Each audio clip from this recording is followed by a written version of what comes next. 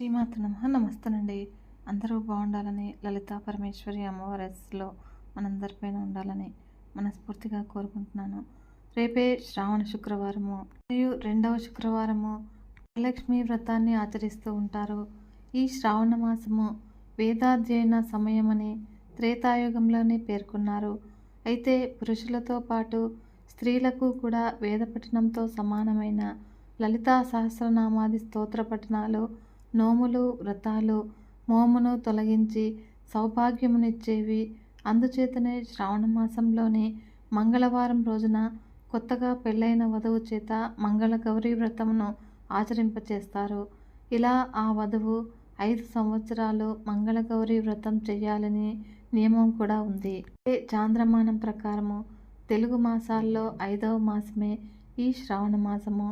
పౌర్ణమి తిథి రోజున చంద్రుడు శ్రవణ నక్షత్రంలో ఉంటాడు కనుక ఈ నెలకు శ్రావణ మాసం అని పేరు. అంతేకాదు స్థితికారకుడైనటువంటి శ్రీ మహావిష్ణువు జన్మ నక్షత్రం కూడా ఈ శ్రావణ నక్షత్రం పేరుతోనే ఏర్పడిన మాసము ఈ శ్రావణ మాసము. కనుక ఈ నెలలో చేసే పూజలు అత్యంత విశిష్టతమైనవి అని హిందువుల నమ్మకము. శివకేశవులను అత్యంత భక్తి శ్రద్ధలతో పూజిస్తూ ఉంటారు ఈ మాసంలో. అయితే శ్రావణ సోమవారము, శ్రావణ మంగళవారము, శ్రావణ సోమవారం, శనివారము ఇలా నెలలో ప్రతిరోజు కూడా విశిష్టత గలవే. ఈ నెలలో చేసే పూజలు అనంత పుణ్యఫలములను ఇస్తాయని నమ్మకము. స్థితికారకుడు అయినటువంటి శ్రీ మహావిష్ణువునకు ఆయన దేవేరి శ్రీ మహాలక్ష్మీదేవికి కూడా అత్యంత ప్రీతికరమైనదే ఈ శ్రావణ మాసము. కాబట్టే ఈ నెలలో వ్రతములు, నోములు, పూజలు ఆచరించడం వలన విశేషమైన ఫలితాలను, సకల సౌభాగ్యాలను ప్రసాదిస్తుందని, అందుకనే ఈ శ్రావణ మాసము ఆధ్యాత్మిక మాసం అని కూడా అంటారు.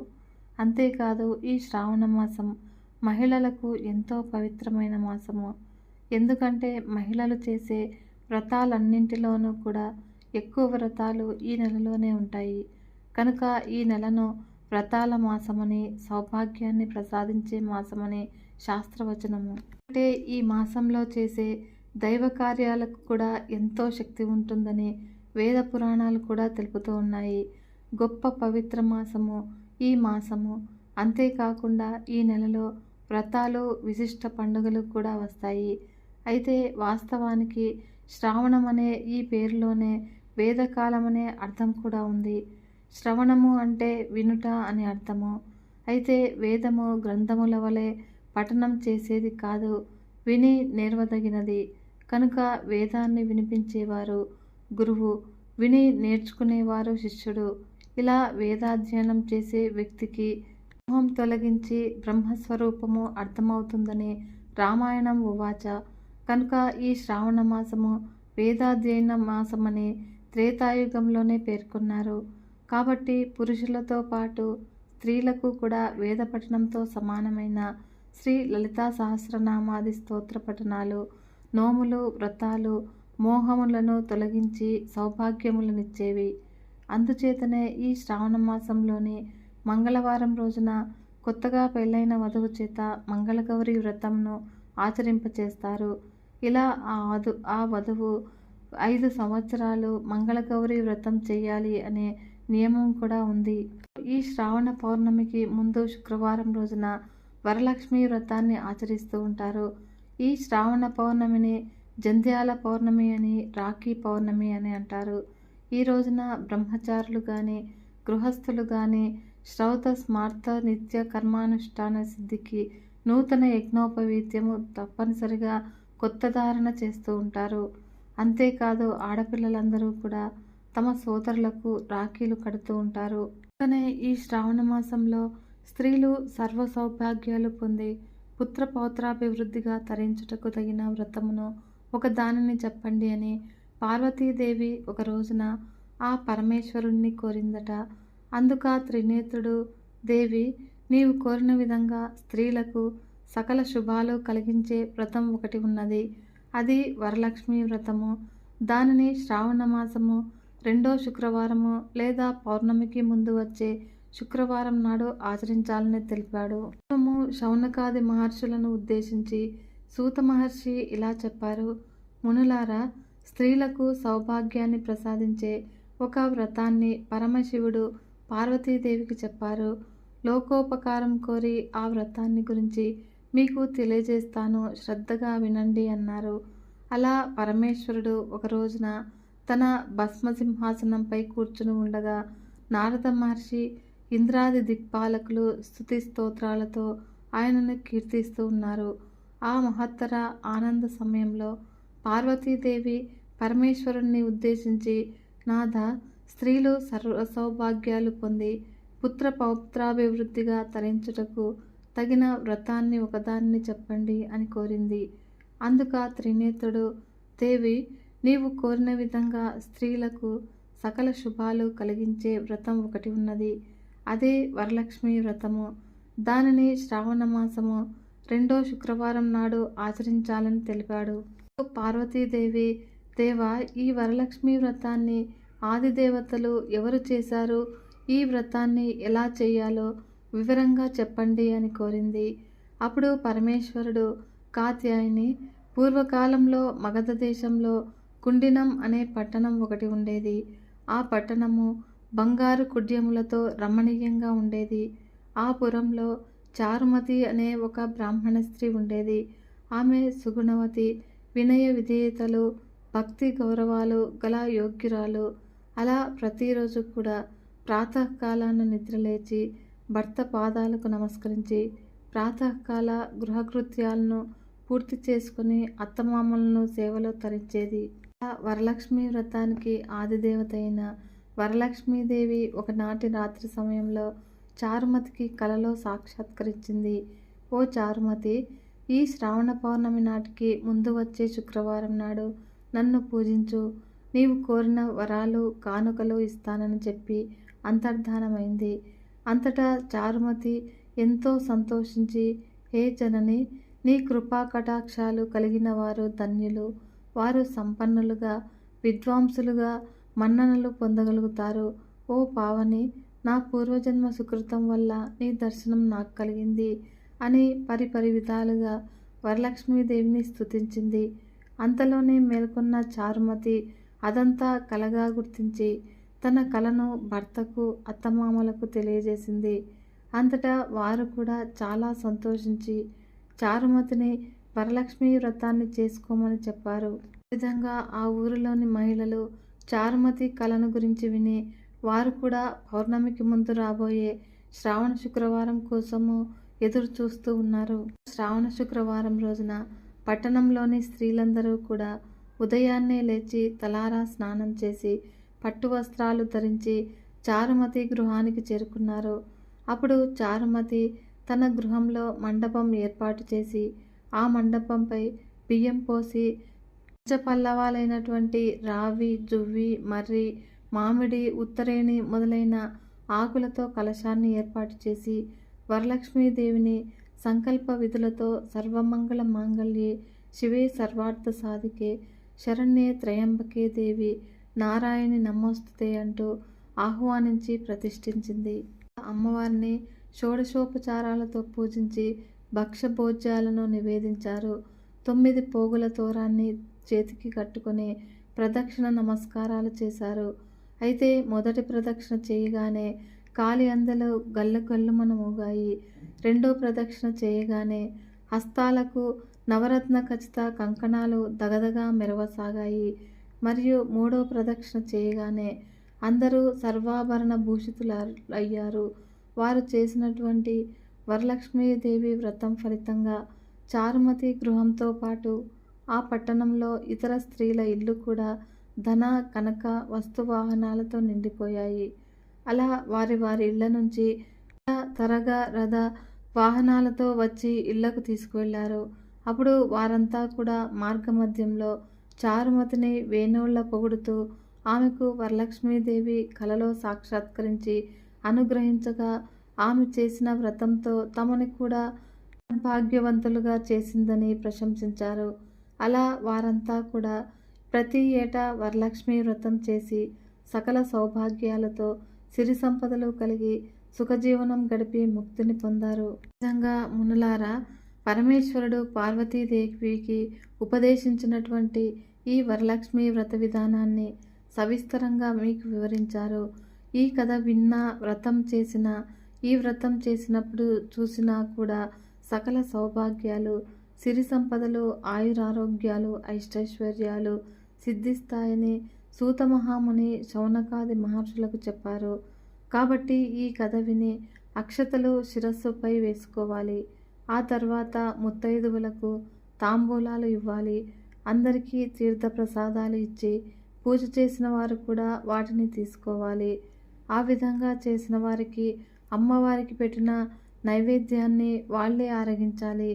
రాత్రి ఉపవాసం ఉండి భక్తితో వేడుకుంటే వాళ్ళని అందించే తల్లే ఈ వరలక్ష్మీదేవి. అంటే ఈ వరలక్ష్మి వ్రతానికి ఆదిదేవత లక్ష్మీదేవి, అష్టైశ్వర్యాలకు, సిరి సంపదలకు మూలమైన విష్ణుపత్నిని ప్రత్యేకంగా ఈ శ్రావణ మాసము శుక్లపక్షంలో పౌర్ణమికి ముందు వచ్చే శుక్రవారం పూజించే సంప్రదాయం కొనసాగుతుంది. శ్రావణ మాసంలో పౌర్ణమికి ముందుగా వచ్చే శుక్రవారము అమ్మవారిని వరలక్ష్మి రూపంలో కొలుచుకుంటూ ఉంటాము. అయితే అనివార్య కారణాలతో ఈ రోజున కుదరకపోతే మాసంలోని ఇతర శుక్రవారాల్లో ఈ వ్రతాన్ని ఆచరించవచ్చునని పండితులు చెబుతూ ఉన్నారు. కులాలకు అతీతంగా ఎలాంటి ఆడంబరము అవసరము, ఆర్భాటాలు లేకుండానే చేసుకునే ఈ వ్రతంతో అమ్మవారు తప్పక ప్రసన్నురాలవుతుంది అని హిందువుల నమ్మకము.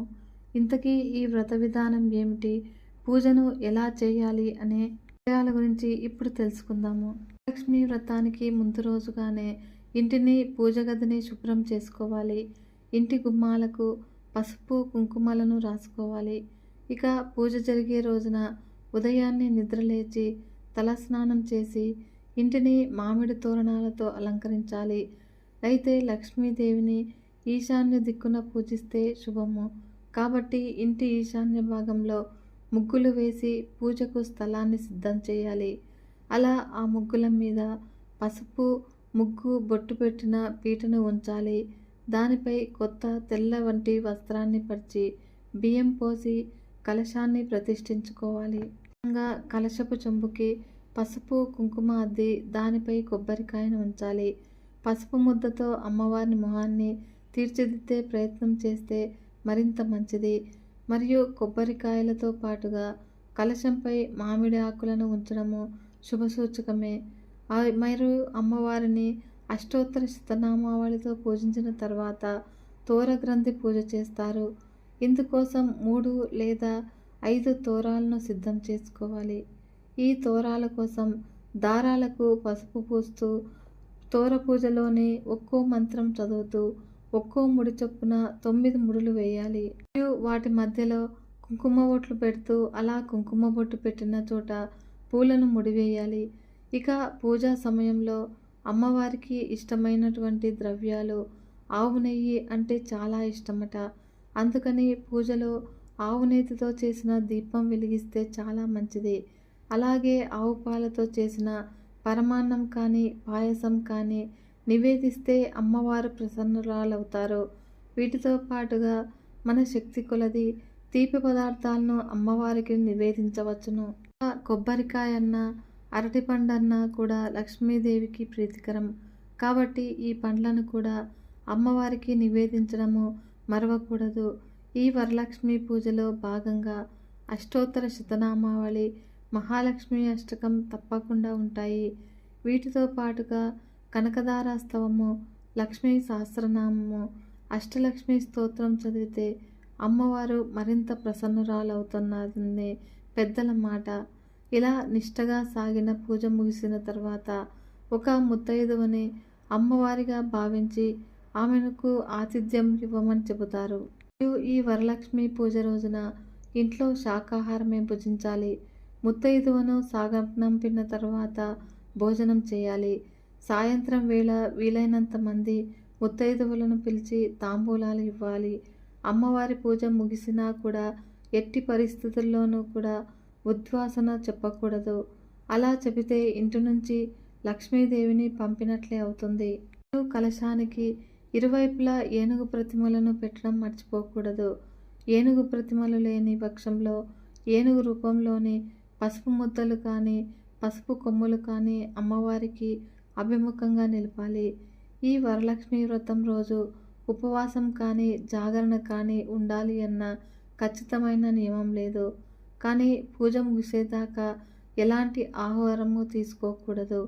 ఇలాంటి జాగ్రత్తలన్నింటినీ కూడా తీసుకొని ఈ వరలక్ష్మి వ్రతం చేయడం వల్ల ఎటువంటి అమంగళము జరగదని పండితులు చెబుతూ ఉన్నారు. కాబట్టి వరలక్ష్మీదేవి ఆరాధన ఫలిస్తేనే మనం కోరుకున్న వరాలు దక్కుతాయి. తన కుటుంబము ఆయురారోగ్యాలతో సుఖ సంతోషాలతో వర్ధిల్లాలని ప్రతి వనితలు కోరుకోవడము అత్యాశేమీ కాదు. ఇంటి ఇల్లాలు వరలక్ష్మీ మాతను నిష్ఠతో పూజిస్తే వరాలు దక్కి అన్ని అవసరాలు కూడా తీరుతాయి. మరియు వరలక్ష్మి అవతారాలు అనేకంగా ఉంటాయి. ఆమెను అష్టలక్ష్మి స్వరూపంగా ఆరాధిస్తే అన్ని వరాలు దక్కుతాయి. ధనధాన్య ధైర్య సిద్ధి శౌర్య విద్య సంతాన ఆరోగ్యం వంటి వరాలు లక్ష్మీదేవి కృప వల్లనే మనకు సంప్రాప్తిస్తాయి. కాబట్టి ఇవన్నీ పొందాలి అంటే ఒక్క వరలక్ష్మి మాతను అర్చన చేస్తే సరిపోతుంది. అందుకే లక్ష్మీ తత్వాన్ని అనునిత్యము కూడా మననం చేసుకుంటే వరాలు సిద్ధించి జీవితాన్ని సుఖమయం చేసుకోవడము జన్మకు సార్థకత సాధించడం వీలవుతుంది. వరలక్ష్మి వ్రతానికి సంబంధించి మన పురాణాల్లో ఎన్నో కథలు ప్రాచుర్యంలో ఉన్నాయి. జగన్మాత అయిన పార్వతీదేవి ఓ సందర్భంలో తన భర్త అయినటువంటి సాంబశివుడిని ప్రశ్నిస్తూ స్త్రీలు సర్వసుఖాలు పొంది పుత్ర పౌత్రాభివృద్ధి సాధించాలి అంటే ఎలాంటి వ్రతం ఆచరించాలో చెప్పాలని కోరుతుంది. అందుకు పరమేశ్వరుడు వనితలకు సకల శుభాలు దక్కాలి అంటే వరలక్ష్మి వ్రతం పేరిట ఈ శ్రావణ శుక్రవారం రోజున నోము నోచాలంటూ సమాధానం చెప్పాడు. కాబట్టి ఈ వ్రతానికి సంబంధించి ఓ కథ బహుళ ప్రచారంలో ఉంది. పూర్వము మగధ రాజ్యంలోని కుంటినము అనే గ్రామంలో చారుమతి అనే బ్రాహ్మణ యువతి ఉండేది. భర్త కుటుంబం మేలు కోసము ఆమె ప్రతినిత్యం కూడా ఎంతో తపన చెందేది. అలా రోజు కూడా ఉదయాన్నే నిద్రలేచిన వెంటనే భర్త పాదాలకు నమస్కరించి అత్తమామలను సేవిస్తూ మితంగా మాట్లాడుతూ భగవంతుడి స్మరణతో ఆమె కాలం గడిపేది. ఓ రోజు చారుమతి కలలో లక్ష్మీమాత ప్రత్యక్షమై అనుకున్న ఆశలన్నీ కూడా ఫలించాలి అంటే వరలక్ష్మీదేవిని ఆరాధించమని చెబుతుంది.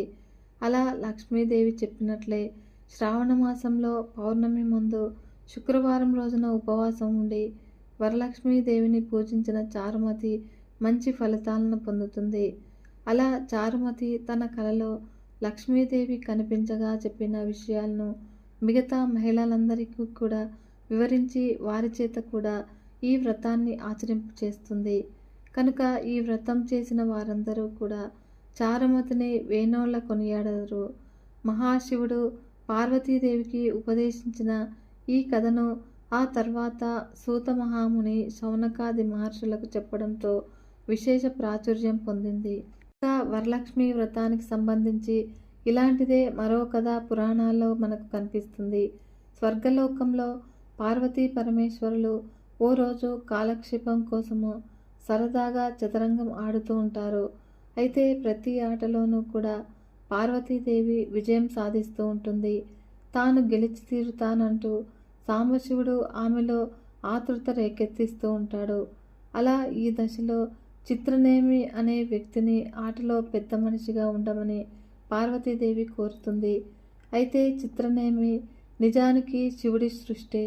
అందుకే అతడు చదరంగం ఆటలో శివుడి పక్షాన నిలబడతాడు. అతడి వైఖరి పార్వతీదేవికి ఎంత మాత్రం కూడా నచ్చదు. పక్షపాతం లేకుండా బాధ్యతలను నిర్వహించడంలో విఫలుడై తనకు మానసిక క్షోభ పెట్టాడు అన్న ఆగ్రహంతో చిత్రనేమిని పార్వతీదేవి శపిస్తుంది. ఫలితంగా అతడు భయంకరమైన వ్యాధికి లోనవుతాడు.